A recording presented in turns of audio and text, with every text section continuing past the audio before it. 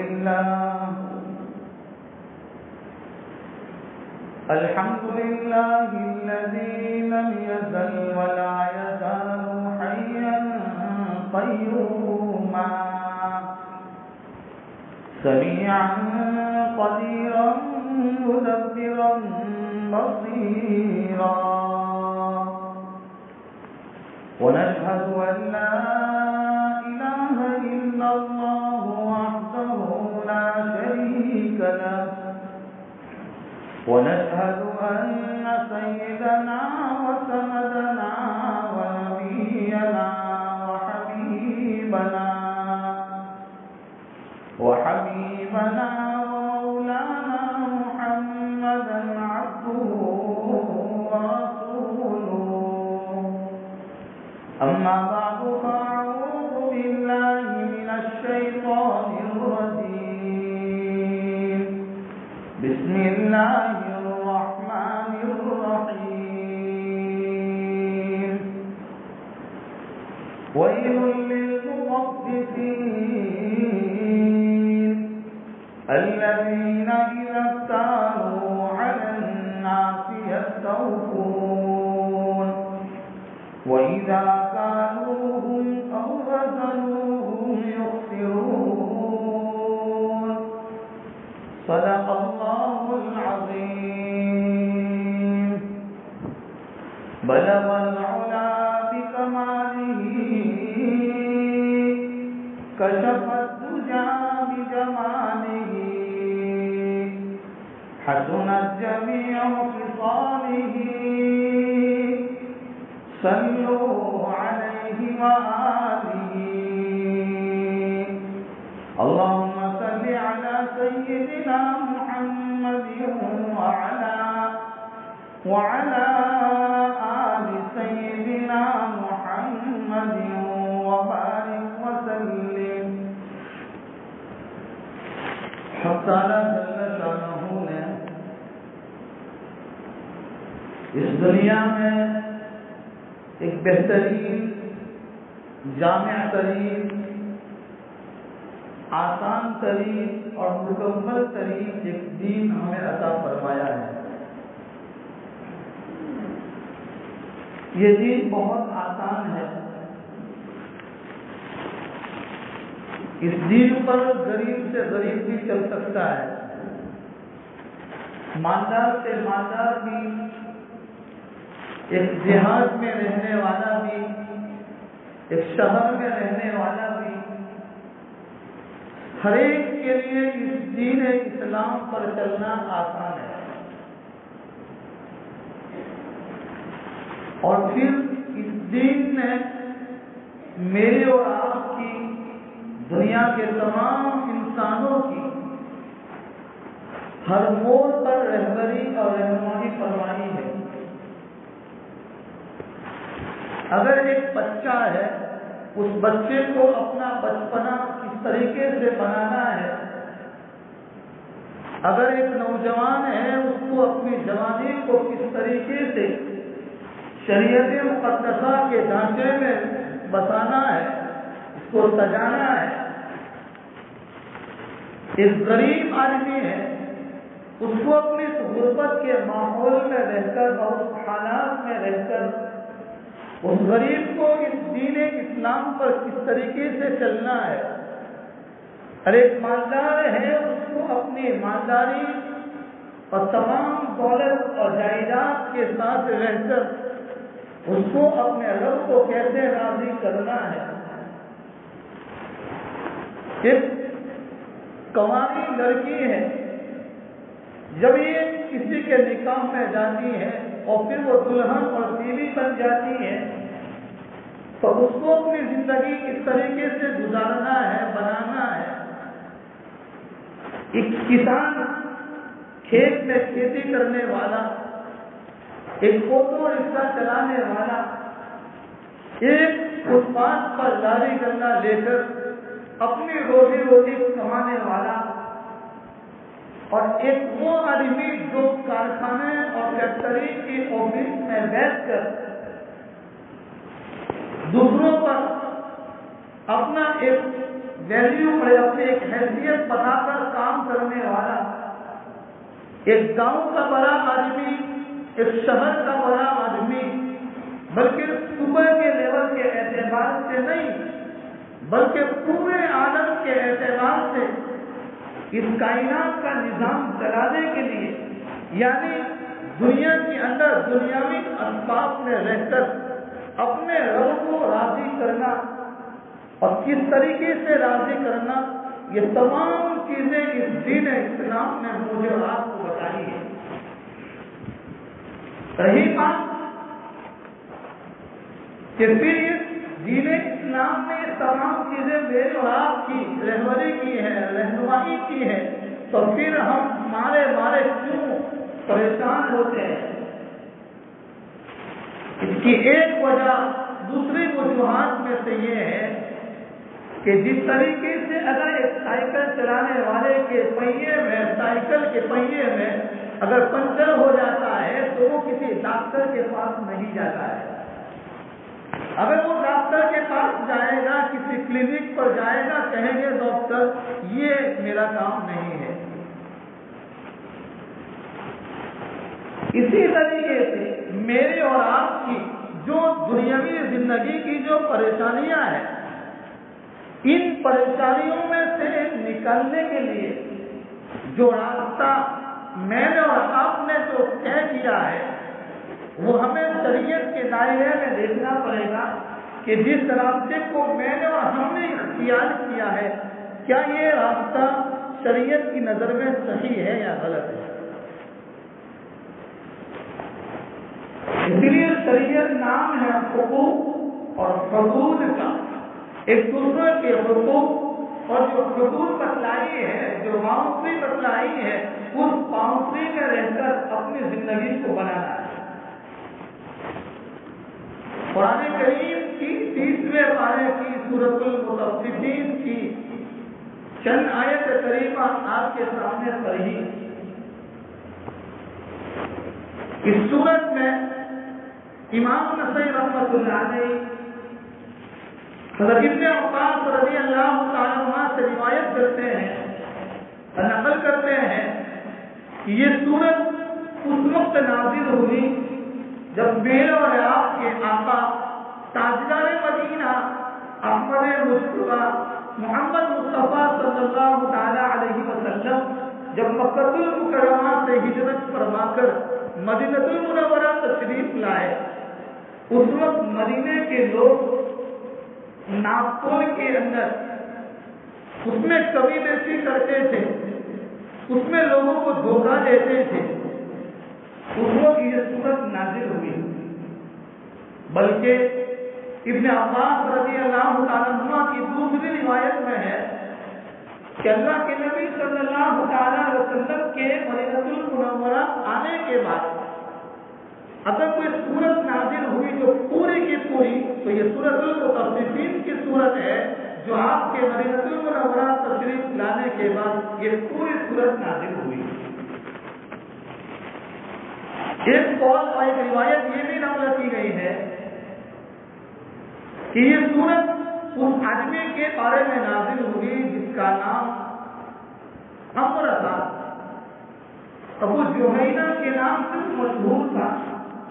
اس کے پاس 2 پیمانے تھے، ایک پیمانے سے وہ لوگوں کو دیتا تھا اور دوسرے سے لوگوں سے لیتا تھا اپنا حق۔ اس کے بارے میں یہ سورۃ المطففین نازل ہوئی۔ قرآن کریم کی اس سورت کا سب سے پہلا لفظ ویل، ویل کے معنی میں مفسرین نے کیا تفسیر نقل فرمائی ہے؟ سب سے پہلی تفسیر کہ ویل ایک تو اس کا معنی کہ ویل کا معنی ہے خرابی، افسوس، بربادی،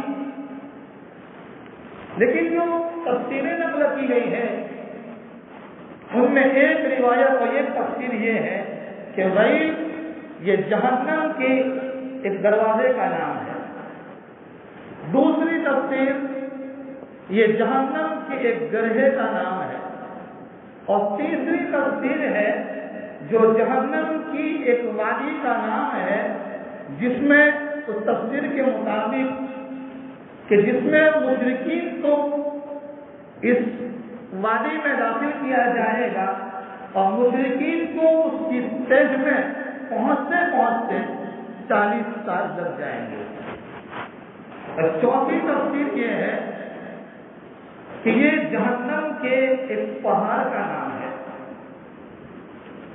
وَيْلٌ لِّلْمُطَفِّفِينَ، بربادی ہے جو ناپتول میں کمی کرتے ہیں۔ اللہ کے نبی صلی اللہ علیہ وسلم مدینہ المنورہ تشریف لائے تو مدینے کے لوگوں کے اندر یہ رواج تھا اور یہ عادت تھی کہ جب لوگوں سے اپنا حق لیتے تھے تو پورا پورا لیتے تھے، جب دینے کی باری آتی تھی تو ناپتول میں کمی کرتے تھے۔ قوم شعیب اس زمین پر جو بہت ساری قومیں گزری ہیں اور ہر قوم کی طرف رب تبارک و تعالیٰ نے اپنے بندوں کو اپنی طرف بلانے کے لیے پیغمبر علیہ السلام کو مبعوث فرمایا۔ ان تمام قوموں میں سے ایک قوم شعیب کے نام سے اس زمین پر آئی تھی۔ شعیب علیہ السلام اپنی قوم کو خدا کی دین کی دعوت دیتے تھے اور بلاتے تھے۔ اس قوم شعیب کی بہت ساری نافرمانیاں، بہت ساری بغاوتیں اور بہت ساری بدماشیوں کے اندر ایک خرابی یہ بھی تھی کہ یہ لوگ ناپتول میں کمی کرتے تھے، اور دوسری خرابی یہ تھی کہ یہ راستوں پر آ کر آنے جانے والے مسافروں پر حملہ کرتے تھے، ان پر ڈاکہ زنی کرتے تھے۔ شعیب علیہ السلام اللہ سبحانہ و تعالیٰ کے جلیل القدر پیغمبر ہیں۔ آپ نے اپنی قوم کو کہا کہ میری قوم تم اللہ کی عبادت کرو، اللہ کے علاوہ کسی کو نہ مانو، اور اس زمین پر ایمان والے کا اور میرا اور آپ کا یہ سب سے بڑا یہ عقیدہ ہے، اور یہ عقیدہ مضبوط ہونا چاہیے۔ حالات کتنے بھی سنگین ہو، ان سنگین حالات میں اور ان خطرناک حالات میں میرا ایمان اور میرا عقیدہ یہ مضبوط رہے۔ یہ ایمان والے کی یہ سوچ اور اس کی فکر ہمیشہ رہے گی۔ قوم شعیب کو شعیب علیہ السلام نے اپنی قوم کو سمجھایا، قوم نے جواب دیا، أَفَلَاتُكَ تَأْمُرُكَ أَن نَّتْرُكَ مَا يَعْبُدُ آبَاؤُنَا أَوْ أَن نَّفْعَلَ فِي أَمْوَالِنَا مَا نَشَاءُ۔ اے شعیب، کچھ سمجھ بوجھ ہے؟ کیا تو نماز کا حکم کرتا ہے اور ہمیں ہمارے آباء و اجداد کے معبود کی عبادت کو چھوڑ کر ایک خدا کی عبادت کرنے کی دعوت دیتا ہے، اور ہم اپنے مال کے اندر جس طرح تصرف کرنا چاہیں ہم کر سکتے ہیں، کیا تو ہم کو اس سے روکتا ہے؟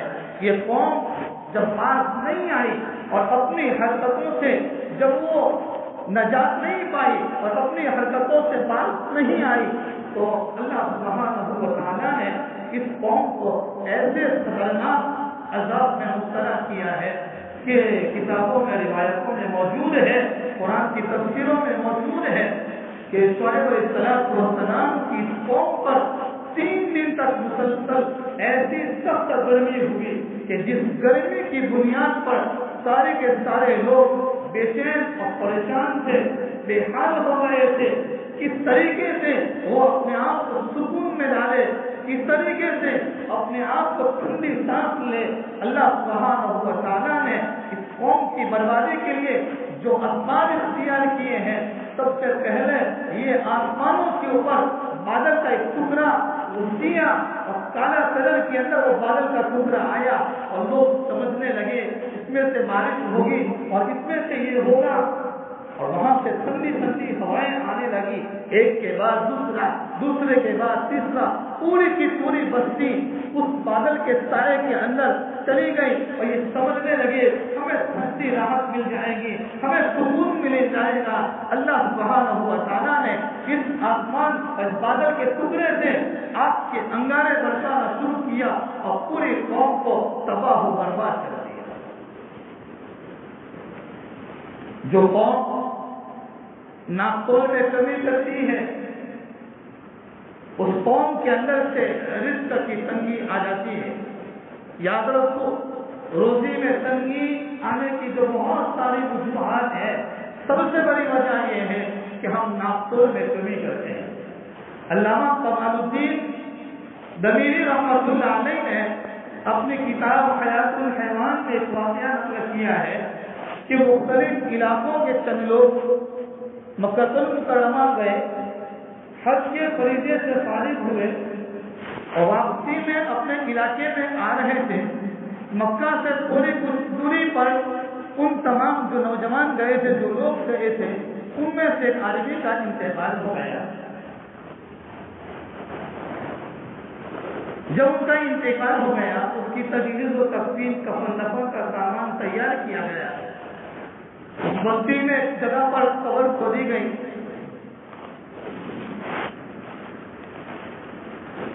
اس جنازے کو قبر میں رکھا جا رہا ہے تو قبر کے اندر ایک بڑا اژدہا اور بڑا خطرناک ایک سانپ اندر سے پھنکار مار کر اشارہ کر رہا ہے اور اندر سے اپنی پکار نکال رہا ہے۔ یہ لوگ ڈر گئے، پیچھے آ گئے، دوسری جگہ گئے۔ دوسری جگہ جانے کے بعد دوسری قبر کھودی گئی۔ یہ سانپ وہاں سے اندر سے معلوم خدا کی قدرت ہے، وہ سانپ اس قبر میں منتقل ہوا۔ یہ لوگ پھر ڈر گئے، پیچھے آ گئے۔ اس زمانے کے بہت بڑے مفتی ان لوگوں نے آپس میں مشورہ کر ایک آدمی کو مکہ المکرمہ بھیجا۔ حضرت ابن عباس، عبداللہ ابن عباس رضی اللہ عنہ کے پاس بھیجا اور کہا، ہم کچھ لوگ ہیں، ہم حج کے فریضے ادا کرنے کے لیے آئے تھے، ہمارا یہ واپسی کا سفر ہے، ہمارے ایک آدمی کا انتقال ہو گیا، راستے میں یہ معاملہ ہے اور دو قبر کھودی گئی، دونوں قبروں سے سانپ نکل رہا ہے، سمجھ میں نہیں آتا اس آدمی کو کیسے دفن کیا جائے، آپ کوئی دین کی روشنی میں کوئی فتویٰ دے دیجیے۔ حضرت عبداللہ ابن عباس رضی اللہ عنہ نے فرمایا، جاؤ اس کو اسی حال میں دفن کر دو، اگر آپ پورا یہ جنگل کھود ڈالیں گے ہر جگہ پر سانپ آپ کو نظر آئے گا۔ وجہ کیا ہے؟ معلوم کر لو کہ یہ آدمی ناپتول میں کبھی کرتا ہے۔ یہ لوگ دفن کر دیا، ایسے ہی ڈال دیا۔ اپنے علاقے میں پہنچے، اس آدمی کے گھر پر گئے، بیوی سے پوچھا کہ ہم لوگ حج میں گئے تھے، واپسی میں آ رہے تھے، آپ کے شوہر کا انتقال ہو گیا اور راستے میں یہ معاملہ پیش آیا ہے، آخر ماجرا کیا ہے، بات کیا ہے؟ وہ کہنے لگی، میرا شوہر بڑا عبادت گزار تھا، بڑی نمازیں پڑھتا تھا، روزے بھی رکھتا تھا، زکات بھی ادا کرتا تھا، سب کچھ کرتا تھا، لیکن پھر بھی آخر معاملہ کیا ہے؟ بہت سوچنے لگی تو کہنے لگے کہ ہاں، میرے شوہر میں ایک بات تھی کہ جب کسی سے اپنا حق لیتا تھا تو پورا دیتا تھا، پورا وصول کرتا تھا، جب دینے کی باری آتی تھی تو اس کے اندر دندی مارتا تھا۔ ہم اس روایت، اس واقعے کو اپنی نظروں کے سامنے رکھ کر بس اس مختصر وقت کے اندر ہم اپنے گریبان میں جا کے آج ہمارے سماج، ہمارے معاشرے میں کیوں ہو رہا ہے؟ اور یاد رکھو، ویل للمطففین کے تفسیر میں مفسرین نے لکھا ہے کہ مطففین یعنی صرف ناپتول کے اندر اور ناپتول میں کمی کرنے کے بارے میں نہیں، بلکہ ہر اس چیز کے بارے میں ہے یہ وعید کہ جس کا جو حق ہو ہمارے اوپر، ان کا پورا حق ادا کر دیا جائے۔ حکیم حکومت خانوی اور اللہ نے عجیب بات لکھی ہے، بہترین بات لکھی ہے، فرماتے ہیں اگر تم نے اپنے گھر پر، اپنی دکان پر، اپنے کارخانے میں کسی نوکر کو رکھا ہو اور کسی خادم کو رکھا ہو یا ہمارے گھروں میں کام کرنے والی جو آتی ہے اگر ہم نے اس کو اپنے گھر میں رکھا ہے، حکیم محمد تھانوی نور اللہ فرماتے ہیں اگر تم نے اس کو ایک نوکر کی حیثیت سے رکھا ہے، تم نے یہ طے کیا تھا کہ میں مہینے میں اس کو 2000 روپئے دوں یا میں اس کو 3000 روپئے دوں، اس کو 2 وقت کا کھانا بھی دوں گا، اس کو صبح کی چائے بھی دوں، اس کو شام کی 4 بجے کی چائے بھی دوں، لیکن اگر تم اپنے گھروں میں بہترین سے بہترین کھانا کھا رہے ہیں اور اس کام کرنے والے کو پانی والا کھانا دے رہے ہیں، پانی والا سالن دے رہے ہیں، سوکھی اور باسی روٹی کھلا رہے ہیں، تو یاد رکھو یہ بھی تخفیف ہے اور یہ ناقص کے اندر کمی ہے، جو وعید اس میں ہے یہ وعید اس میں بھی داخل ہے۔ ہم دیکھیں آج ناری گلاؤں کا کیا ہوتا ہے، جس کا جو حق ہے، ایک ہے حقوق اللہ، ایک ہے حقوق العباد، یہ دونوں کے مسئلے میں زمین اور آسمان کا فرق ہے۔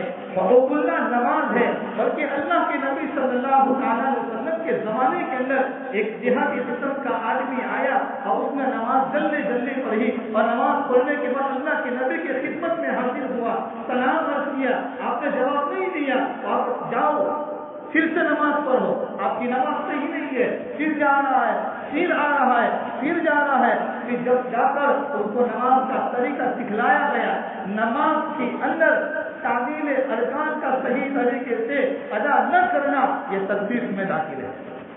اب دیکھیے ہم نماز پر دوسری چیزوں پر بعد میں جائیں گے، ہم نماز کو لیں، نماز کے اندر ہمارا سجدہ، ہمارا رکوع، ہمارا قیام، ہماری قرات صحیح نہیں ہوتی ہے، یہ تخفیف میں داخل ہے۔ صرف پیسے کی لین دین میں نہیں، نماز کتنی اہم ترین عبادت ہے، جامع ترین عبادت ہے۔ اس نماز کے اوپر ہم دیکھیں آدمی آتا ہے خدا پر سلام پھر کے بھاگ جاتا ہے، نہ نماز کا ٹھکانا نہ سنت کا ٹھکانا، یہ تخفیف میں داخل ہے۔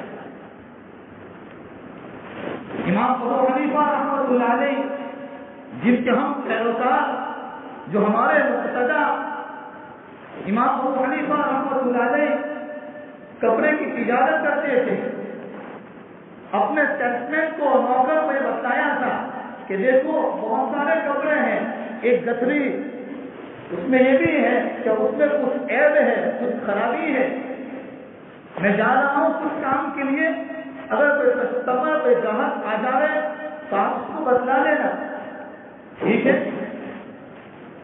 کچھ وقت کے بعد امام ابو حنیفہ رحمۃ اللہ علیہ اپنی دکان پر تشریف لائے، سیلسمین سے پوچھا کیا وہ اس کپڑے کا بیچ دیا، کیا وہ خرابی تھی اس میں عیب تھا، وہ تو بھول گیا، کیا وہ سکون سے نہیں دیتے، اگر ہمارا کوئی سیلسمین ہوگا ہم اس کو شاباشی دیتے، ہم اس کو 100 کی نوٹ نکال کے دیتے، اور کتنا بہترین سیلسمین ہے وہ، کہ آنے والے کسٹمر کو تم نے عیب دار کپڑا دے دیا، اس کو پچی پڑھا دی، اس کو جاپان کا کہہ کر چائنا کا کپڑا دے دیا،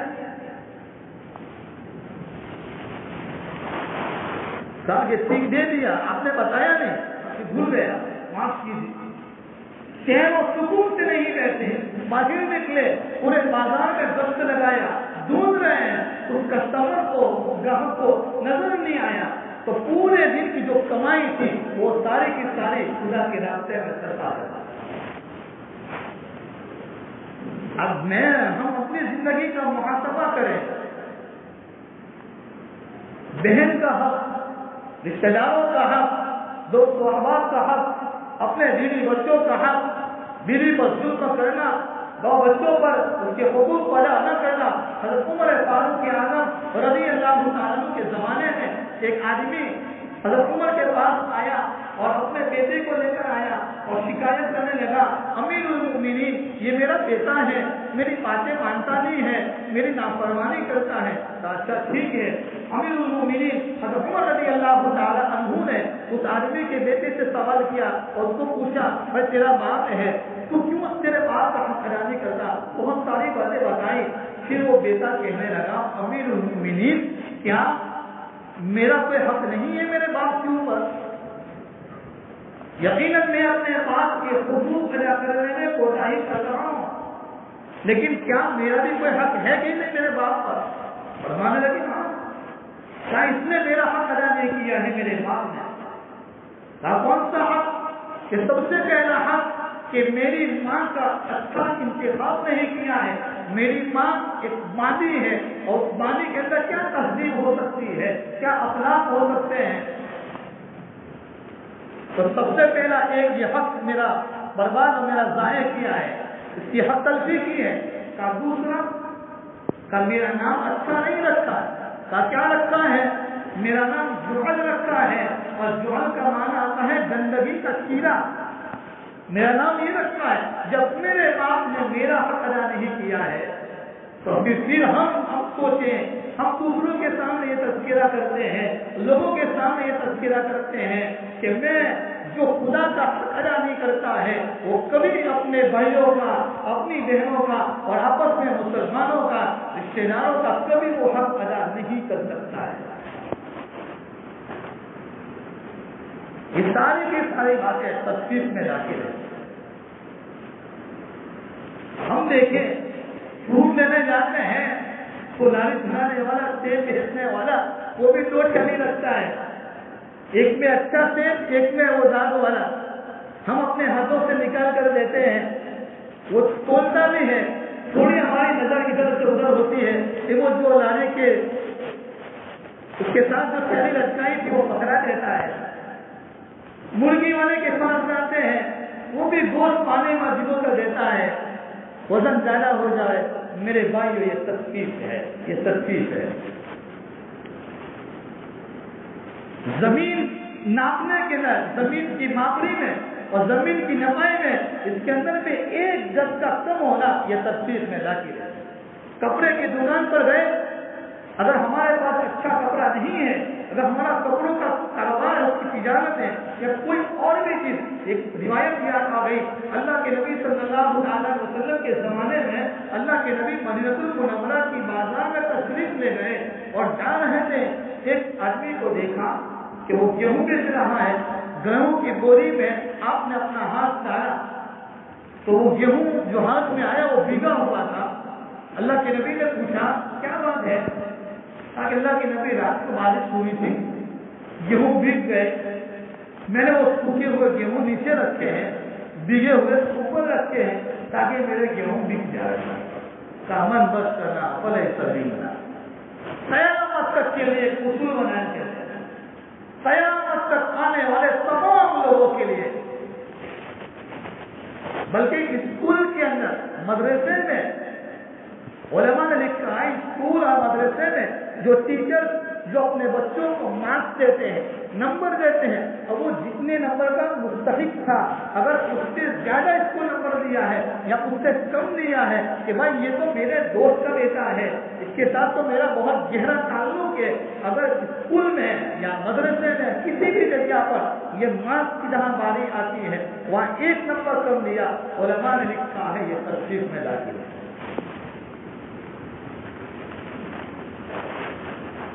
اللہ تعالیٰ ہمیں صحیح معنی میں سمجھنے کی، صحیح نیتوں کے ساتھ عمل کرنے کی، دین کو صحیح سمجھ کر اپنی زندگیوں میں اتارنے کی، اور ایک ایک اصول اور ایک ایک زندگی کی ایک ایک بات کو صحیح سمجھ کر اتارنے کی، عمل کرنے کی اللہ مجھے ہم تمام کو توفیق عطا کرے. اور جن لوگوں کے حقوق ہمارے اوپر واجب ہے، فرض ہے، جن کا ادا کرنا یہ چارہ کار ہی نہیں، اللہ ان تمام کے حقوق کو ہمیں اپنی موت سے پہلے ادا کرنے کی توفیق عطا فرمائے. بات بہت لمبی ہے، وقت ختم ہو رہا ہے. اللہ سب سے پہلے مجھے ہم تمام کو عمل کی توفیق عطا فرمائے. اور ہمیشہ ایک عادت رہی ہے کہ اپنی اس بات کے اخیر میں مختصر سا ایک وظیفہ بتلاتا ہوں. آپ کو بھی ایک وظیفہ بتلاتا ہوں. آج کل لوگ، بہت سارے لوگ کاروبار کے اعتبار سے قرضوں میں، حالات میں پریشان ہیں. بہت آسان نسخہ اور آسان وظیفہ یہ ہے، ہر آدمی آج کی اس مبارک مجلس میں یہ نیت کر لے انشاءاللہ میں ہمیشہ وضو کی حالت میں رہوں گا. کتنا آسان ہے. وضو کی حالت میں رہنے سے کبھی جو بڑے بڑے خیالات آتے ہیں جوانوں کو، یہ کبھی خیالات نہیں آئیں گے. ایکسیڈنٹ کبھی نہیں ہوگا انشاءاللہ. وضو کی حالت میں رہنے سے کبھی جو بڑے بڑے خیالات آتے ہیں جوانوں کو، یہ کبھی خیالات نہیں آئیں گے. ایکسیڈنٹ کبھی نہیں ہوگا انشاءاللہ. وضو کی حالت میں رہنے سے کبھی جو بڑے بڑے خیالات آتے ہیں جوانوں کو، یہ کبھی خیالات نہیں آئیں گے. ایکسیڈنٹ کبھی نہیں ہوگا انشاءاللہ. اللہ ہر بیماریوں سے، ناگہانی آفت اور مصیبتوں سے اللہ حفاظت کریں گے، روزی میں برکتیں ہوں گی، بلکہ وضو کے رہنے پر، اہتمام کرنے پر اللہ قرض کی ادائیگی آسان کر دیں گے۔ اللہ سب سے پہلے مجھے، ہم تمام کو عمل کی توفیق نصیب فرمائے، آمین۔ وآخر دعوانا ان الحمد للہ رب العالمین۔